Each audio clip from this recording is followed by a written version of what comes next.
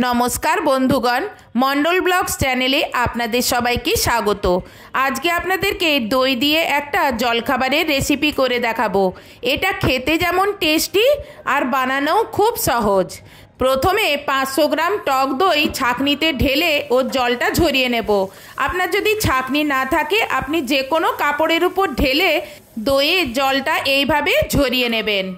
और आमी जे सब सब्जी देब सेइगुलो जले भिजिए राखलाम और एकटू भुट्टार दाना नेब, ताई भुट्टार दानाटाओ अल्प एकटू निये निलाम। जे सब सब्जी नियेछि ता सेखान थेके अल्प अल्प करे एकटू नेब और सेगुलो कुचिए नेब। 5 रकमेर सब्जी एकटू एकटू करे कुचाले देखबेन अनेकटा सब्जी हये जाबे।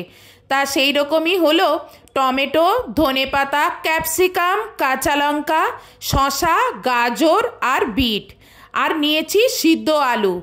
आलूटाके प्रथमे सिद्ध करे नियेछि, तारपर ठंडा करे सेई आलूटाकेও छोटो छोटो करे कुचि करे नियेछिलाम। एबार एकटा बड़ो पात्रे जल झरानो ओई दइटाके निये नेब। तारपर एते कुचानो सब्जिगुलो एके एके सब दिये देब, जेमन शशा, सिद्ध आलू, गाजर, क्यापसिकाम, धनेपाता, काँचा लंका, बीट, टमेटो और देब काँचा भुट्टार दाना।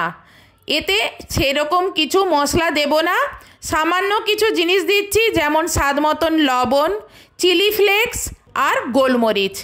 আপনারা পারলে একটু এর মধ্যে চিনি দিতে পারেন যদি আপনার দইটা খুব টক থাকে, তবে চিনি দিলে সেটা কিন্তু আর হেলদি হলো না।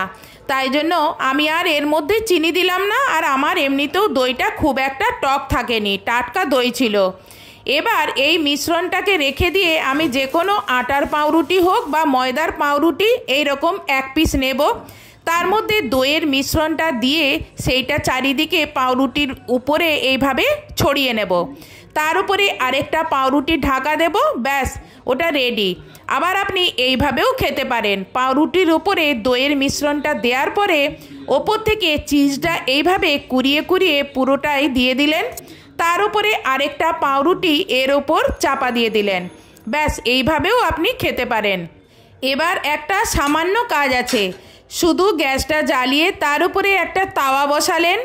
এবার ওই গরম তাওয়ার উপরে একটু বাটার বা আপনি যদি বাটার না খেতে চান তাহলে অল্প একটু সাদা তেল বা ঘি যে কোনো কিছু একটু ফ্রাই প্যানের উপরে দিয়ে দিলেন, দিয়ে সেটাকে একটু ছড়িয়ে দিলেন, ব্যাস।